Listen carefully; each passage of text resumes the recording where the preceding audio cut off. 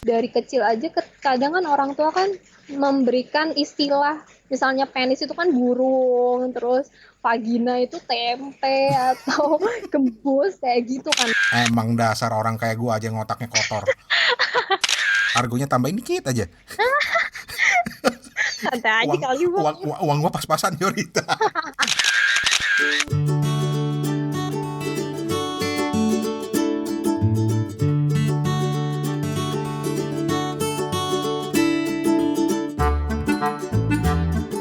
Halo, assalamualaikum. Sawadikap. Ini gue Rane di Suara nih on Anchor dari Bangkok. Rane. Apa kabar nih? Antum sehat? Alhamdulillah kalau sehat dah. Jadi ceritanya kali ini gue mau, aduh gimana ya ngomongnya ya? Gue mau konsultasi seks cuy. Yoi, konsultasi seks. Lu nape melotot gitu? Biasa aja kali. Jadi gini, ceritanya gue sempat ngajak seorang temen yang kebetulan seorang psikolog dan seorang seksolog. Masih muda cuy, masih muda banget. Nama panjangnya Yoke Indira Diana Mayorita. Panjang ya. Tapi di kalangan teman-teman kita di komunitas podcast Indonesia, dia dikenal dengan nama Yori. Pendek aja Yori. Nah, Yori ini punya podcast namanya Celoteh Yori yang ada di SoundCloud. Nanti cari aja deh ke soundcloud.com terus cari Celoteh Yori. Ini dia ngangkat tema soal seksologi semuanya di situ. Demen deh lo. Belajar, makanya belajar. Jangan belajarnya dari Eni Erom lulu. Nah, sorry. Canda mulu nih gue. Nah, gue sempet ngobrol sama Yori di Skype beberapa waktu lalu dan ternyata panjang juga cuy ngobrolnya, panjang banget. Tahu deh, om-om kayak gue nih doyanannya ngomongin soal gitu-gituan. Tapi ini untuk pengetahuan ya, jangan mikir macam-macam loh. Nah, yang bakal lo denger kali ini di Suara on Anchor ini adalah cuplikan dari obrolan dengan Yori itu. Lengkapnya sih ntar tungguin di channel podcast gue yang satu lagi di SoundCloud. Nah, cuplikan yang gue pasang di Anchor kali ini emang konsultasi seks. Beneran itu konsultasi seks. Tapi ini serius, ini konsultasi soal masalah seks yang penting banget, apalagi buat lo yang udah punya anak. Yoi. Apa? Mau bikin anak? Itu urusan lo, bukan urusan gue. Jadi dengerin ya, serius nih. Terutama lo yang udah punya anak, masih kecil atau menjelang remaja, lo harus dengerin ini. Dengerin.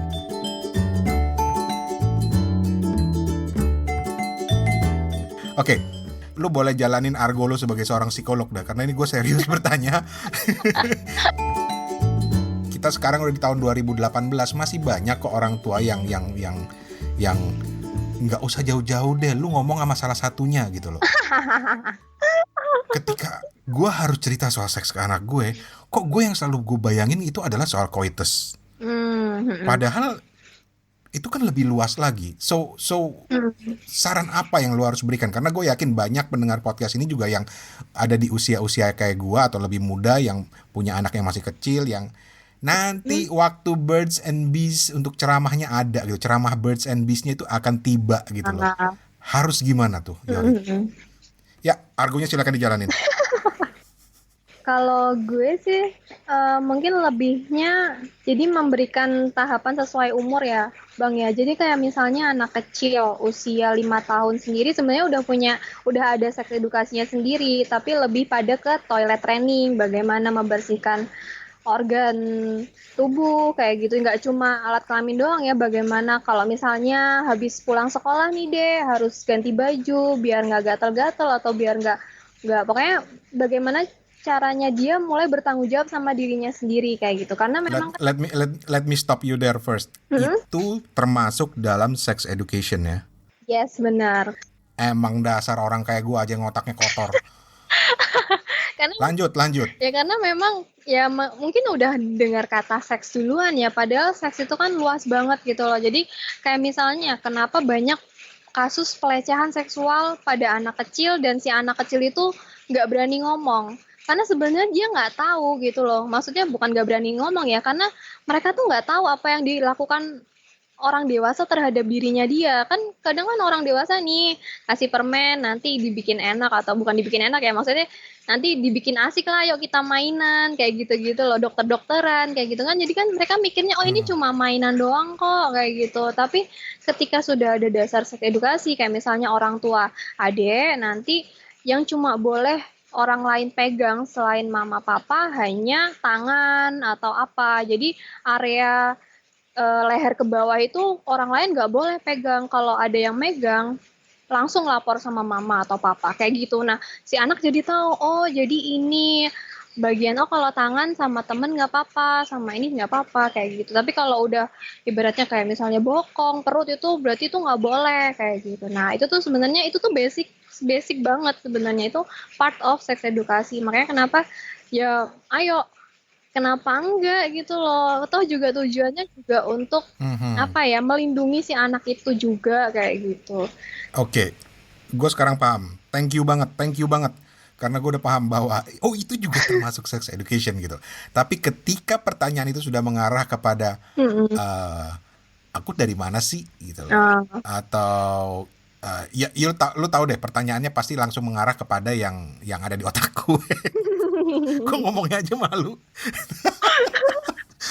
Untung ini bukan bukan YouTube loh. Kalau YouTube ini muka gue udah merah padam, lu udah ketawa kali ngeliatin gitu loh.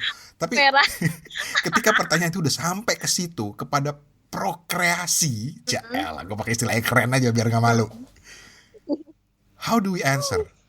Nah, jadi kadang kalau buat anak kecil kan kadang memang tingkat tingkat keingintahuannya kan lagi tinggi-tingginya ya. Persis. Apalagi ketika dia sudah misalnya dia usia 5 tahun dan dia akan punya adik. Loh ini kok adik itu dari mana? Kok tiba-tiba ada di perut? Nah, si orang tua bisa nih pakai perumpamaan kayak gitu. Ini loh dek, kayak misalnya kayak ngelihat kucing kayak gitu-gitu. Tapi bukan melihat saat memperlihatkan saat berhubungan seksnya ya si kucingnya enggak. Jadi ibaratnya ya pakai perumpamaan-perumpamaan kayak gitu dan si si anak pun juga ditekanin nanti suatu saat ketika adik sudah siap maksudnya sudah paham apa yang mama papa kok bisa adik adik kecil ada di perut nanti mama papa akan jelaskan jadi si anak tuh juga butuh apa ya butuh kapan nih gue bakal tahu seperti ini jadi kan kadang kan orang tua Allah pokoknya gitulah deh kayak gitulah deh itu kan Ah itu gue, itu gue, itu menimbulkan gue, itu gue. menimbulkan imajinasi Ah, kan. Nah, coba aja ketika sekarang kan anak kecil udah zamannya gadget itu udah biasa banget kan. Jadi anak kecil nggak usah lah, nggak usah ngomongin searching seks di Google lah, searching mobil doang itu loh bang. Ketika lo buka image itu kan bukaannya udah iya. yang begitu-begituan kayak gitu loh. Nyari Mickey Mouse aja yang keluarnya udah bukan Mickey Mouse gitu loh. Nah, kayak gitu. Lah, lo kok ini kok nggak pakai baju? Nah, itu dipencet, dipencet, dipencet. Nah, lebih baik ya orang tua ya langsung menjelaskan. Udah nanti ketika udah ada saatnya atau adik secara usia udah cukup, nanti mama papa jelaskan. Itu kan sebenarnya buat apa ya mengulur waktu juga kan dan baru dialihkan ke hal yang lain kayak gitu. Kadang tuh anak tuh cuma pertanyaan sesaat doang kayak gitu. Jadi ketika dia sudah mendapatkan jawaban, oh iya orang tua gue nanti bakal ngasih tahu kok, ya udah, gak usah terlalu pusingin tentang hal itu kayak gitu. Kadang orang tua kan mikirnya kan, aduh ketika udah mikir gitu, waduh masa gue memperlihatkan itu sama anak gue kan gagal gitu banget. Itu dia. Karena gue nggak bayangin kan, oke, kayak negara-negara misalnya ya, yang pernah gue baca, Finland misalnya, atau Belanda, itu sampai menerbitkan buku di mana gambar prosesnya itu sendiri ada di buku itu gitu loh. Nah itu biasanya ketika si anak itu sudah memasuki usia sekolah, Dalam usia usia apa? SD, SMP? usia SD, SMP, ya kelas 4 kelas 5 lah. Mhm. Ketika itu biologi kan juga diajarkan seperti itu kan. Nah, itu kan critical thinking-nya kan udah mulai jalan tuh. Oh, jadi secara biologi tuh seperti ini dan ini tuh bukan jorok kayak gitu. Makanya kan dari awal dari kecil aja kadang kan orang tua kan memberikan istilah misalnya penis itu kan burung, terus vagina itu tempe atau gembus kayak gitu kan. Nah, itu kan jadi miss gitu loh di otaknya sebentar-sebentar. Aha, aha, Ini burung yang mana, tempe yang mana, kayak gitu kan kadang kan aha.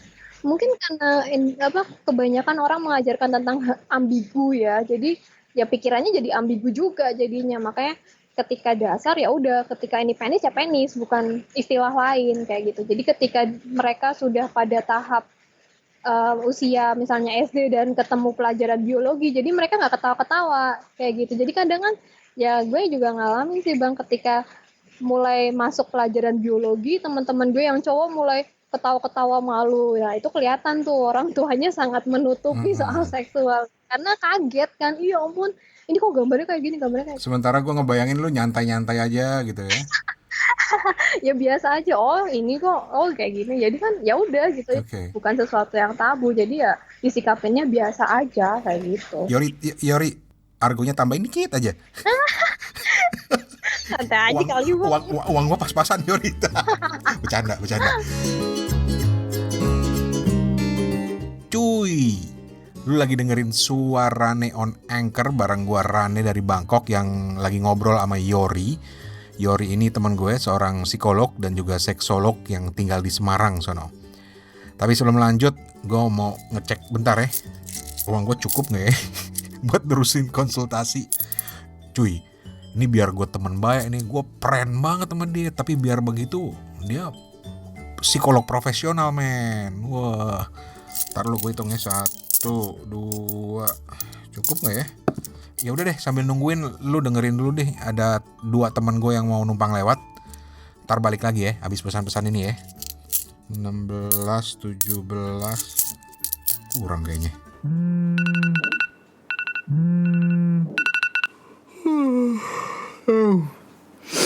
Oke Google, play Arvipra on podcast. Alright, playing the latest episode of Arvipra on podcast.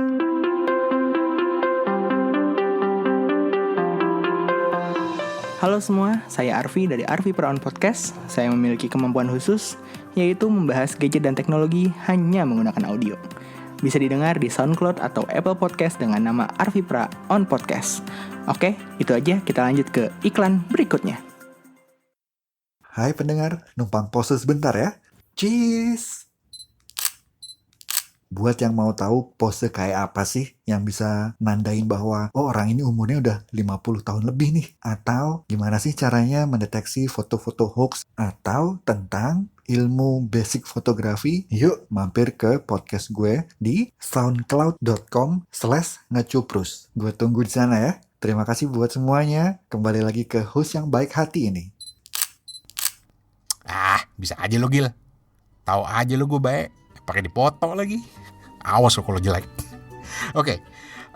Jangan lupa main ke Arvipra on podcast buat yang mau tahu soal gadget, dan habis itu lanjut ngevot alias ngecuprus foto bareng Ragil, teman gue, seorang fotografer profesional men.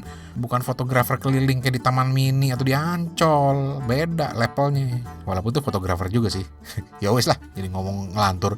Kita lanjut lagi ngobrol dengan Yori.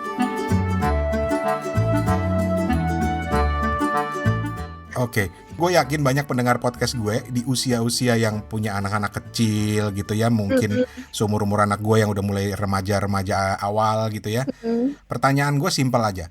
Di zaman ketika kita sudah sedemikian terekspos dengan internet, ketika ada anak yang dengan mudah bisa menemukan materi-materi orang dewasa di internet, dan mereka menemukan itu, kita sebagai orang tua harus gimana ya Yori? Nah, biasanya spontanitas ketika si anak mulai melihat ya atau melihat konten itu di gadget mereka, orang tua langsung merebut kan.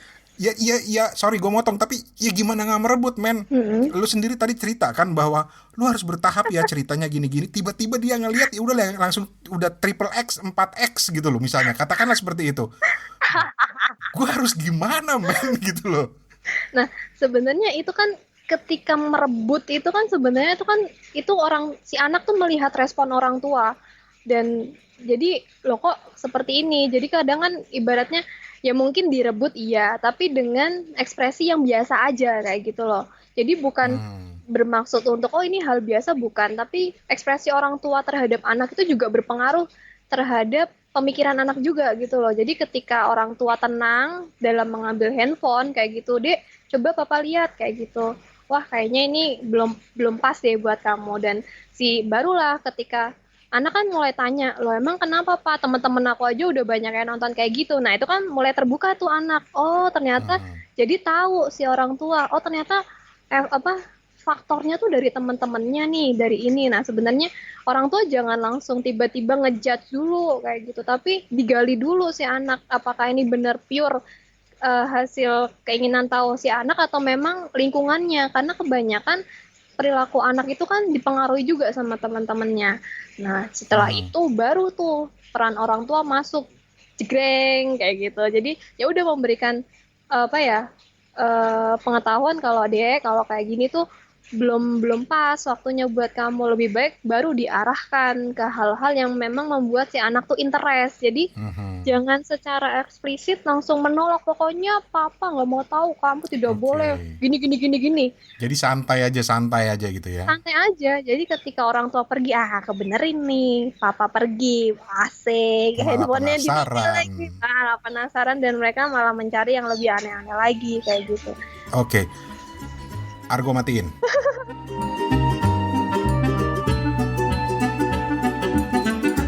Dan itu dia cuplikan obrolan gua sama Yori. Nama lengkapnya tadi siapa ya? Ada yang masih ingat? Panjang, Yoke Indira Diana Mayorita. Panggil aja Yori. Yori ini punya podcast yang namanya Celoteh Yori, yang mengangkat macam-macam tema soal seksologi, psikologi. Dan yang baru lu denger tadi ini baru cuplikan doang. Gua ada obrolan yang lebih panjang dengan Yori, misalnya soal keputusan dia untuk jadi seksolog misalnya. Terus soal reaksi orang tuanya. Kalau gue orang tuanya gue langsung, gila lu mau ngapain lu jadi seksolog itu, membahas seks gitu. Tapi itu orang tua, itu kalau orang tuanya Yori lain, lu dengerin aja nanti. Terus juga dia cerita juga soal podcastnya pastinya, soal YouTube-nya. Jadi dia pernah punya channel di YouTube yang sekarang lagi vakum. Tapi kalau lu liatin YouTube-nya tuh, salah satunya ya cuy, yang paling terkenal tuh ada dia nge-review kondom. Beneran. Itu sampai ditarik-tarik tuh kondom. Tapi ya lu nonton aja, lu dengerin aja, lu ceritanya baru nonton nanti ya. Pokoknya dia bakal cerita semuanya. Terus ada juga cerita Yori soal Nyai Gowok. Nyai Gowok itu mungkin semacam psikolog zaman dulu atau seksolog zaman dulu yang dulu aja udah ada gitu ya.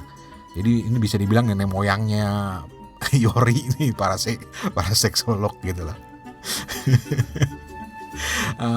Terus kalau lo mau konsultasi sama Yori, tenang cuy, nggak usah defensif gitu, wajar aja kok. Yang mau konsultasi sama Yori ntar dikasih tahu caranya. Dan pokoknya semua obrolan lengkapnya yang lebih panjang ada di channel podcast gue yang satu lagi. Makanya cuy, subscribe ke podcast gue. Ada di SoundCloud, di Apple Podcast, di Google Play, Pocket Cast, Castbox. Sombong banget. Cari aja kata kuncinya, Suarane. Nanti kalau udah lo search, lo bakal ketemu 2 channel. Itu satu Suarane on Anchor nih yang lagi lu dengerin ini, yang isinya podcast pendek dan kadang-kadang gak beraturan. Kadang-kadang gua rekam di kereta, kadang-kadang gua rekam yang rapi kayak ini. Terus satu lagi ada Suarane yang versi panjang. Nah itu gua host di SoundCloud, tapi bisa dicari dengan Apple Podcast dan lain-lain yang udah gue sebut tadi. Nah kalau udah ketemu, subscribe. Jadi lo bakal tahu tuh kalau episode obrolan gue yang lain sama Yori itu udah gue upload gitu. Nanti bakal dikasih tahu otomatis, ada notifikasinya gitu. Oh ya, lo juga bisa ke website gue suarane.org, atau kalau mau email gue kali kangen gitu, email aja ke suarane@gmail.com. Bodoh amat mau dibilang GR juga. Ya wes, udah dulu. Makasih udah dengerin. Gue Rane Hafid dari Bangkok pamit. Makasih banyak. Kapun kap. Assalamualaikum.